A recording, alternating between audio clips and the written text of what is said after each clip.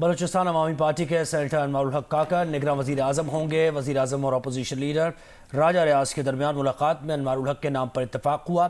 وزیر اعظم اور opposition leader نے اسمبلی پر دستخط کر کے صدر مملکت کو بھیجے۔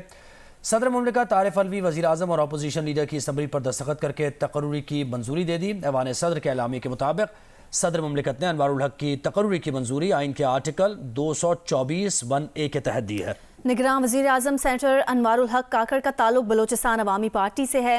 کوئٹہ سے تعلق رکھنے والے انوار الحق کاکڑ سینٹ کی قائمہ کمیٹی سمندر پار پاکستانی کے چیئرمین ہیں۔ وزیر اعظم سے ملاقات کے بعد راجہ ریاض نے بتایا کہ وزیر اعظم اور ان کا فیصلہ تھا کہ نگراں وزیر اعظم چھوٹے صوبے سے ہو۔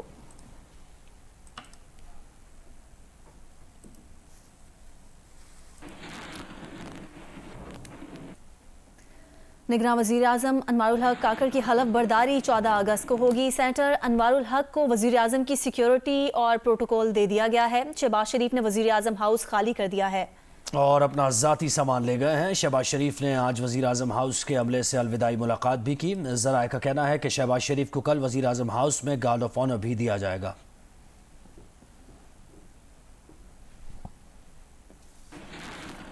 نگراں وزیر اعظم انوار الحق بطور سینیٹر دہشت گردی کے خلاف ہمیشہ ایک واضح موقف دیتے نظر آئے اور ریاست کی کمزوریوں پر کھل کر انہوں نے بات کی۔ انہوں نے اندرونی دہشت گردی کو ملکی سلامتی کے لیے سب سے بڑا خطرہ قرار دیا اور انسداد دہشت گردی فورس کے قیام کی تجویز دی۔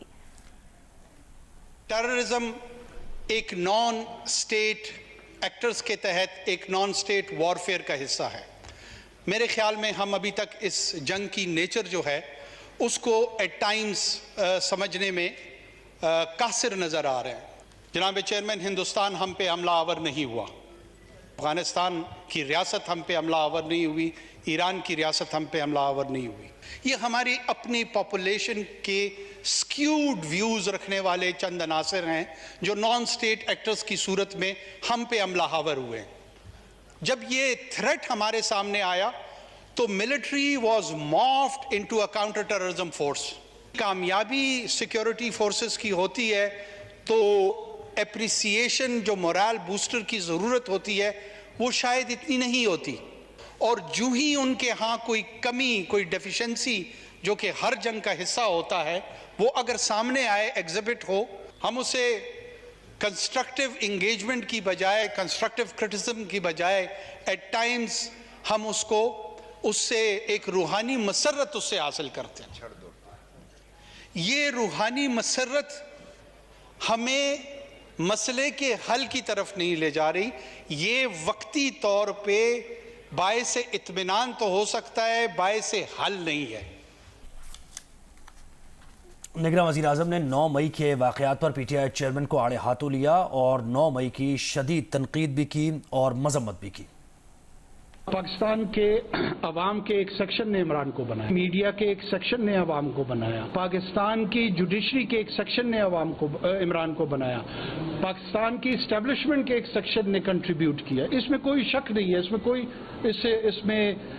میں کوئی آر نہیں ہے اس کو تسلیم کرنے میں، لیکن میں ان میں سے ایک کو بھی کنڈیم نہیں کر رہا ہوں، میں عمران کو ہی کنڈیم کر رہا ہوں۔